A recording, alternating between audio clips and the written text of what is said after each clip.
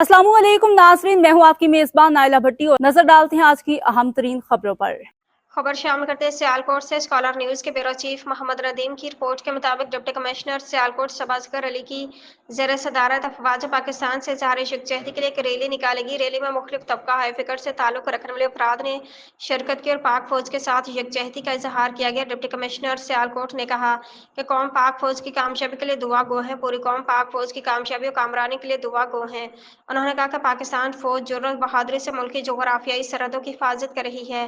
पाकिस्तानी फ़ौज भारतीय जौहरियत का मुंहतोड़ जवाब दे रही है। डिप्टी कमिश्नर का कहना था कि पाकिस्तान फ़ौज भारतीय फ़ौज को भरपूर और मुंहतोड़ जवाब दे रही है और अवाम की मुकम्मल हिमायत भी उन्हें हासिल है।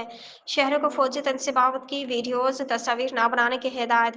डिप्टी कमिश्नर शहबाज़ अली ने शहरों को हिदायत की कि वह फ़ौजी तनसीबात और उनकी नकलो हरकत की वीडियोज़ या तस्वीर न बनाएं। उनका कहना था कि ऐसी मालूमात को सोशल मीडिया पर शेयर करना वतन से गद्दारी का मुतरादिफ समझा जाएगा। आज की ये रैली पाक फौज से हमारी यकजहतियत का इजहार करने के लिए निकाली गई है और हम अपनी पाक फौज के साथ हैं जिन्होंने इस मुश्किल वक्त में हमारी सरहदों को संभाला हुआ है और भारत को मुंह तोड़ जवाब दे रहे हैं और हमारी पब्लिक की सबकी सपोर्ट उनके साथ है। और इस वक्त हमारे जिस भी बॉर्डर पे जो भी हमारा सिपाही भाई हमारे लिए हमें प्रोटेक्ट करने के लिए वहाँ अपनी रातों की नींदें कुर्बान कर रहा है, हमारी उसके लिए भरपूर दुआएं हैं।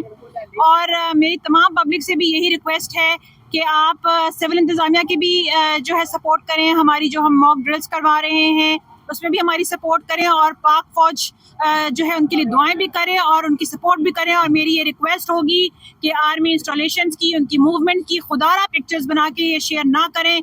ये आपकी तरफ से गद्दारी होगी इस वक्त इस मौके पे। तो इस वक्त बस मैं अपनी तमाम सपोर्ट और प्रेयर्स और तमाम जो है हमारी पाक फौज के साथ हैं।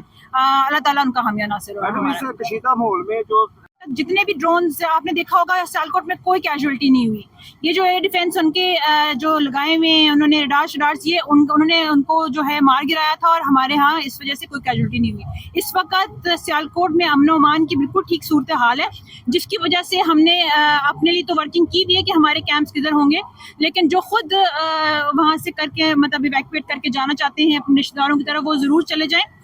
लेकिन अभी वो स्टेज नहीं आई है कि हम उनको कहें कि आप रिलीफ कैंप में आए।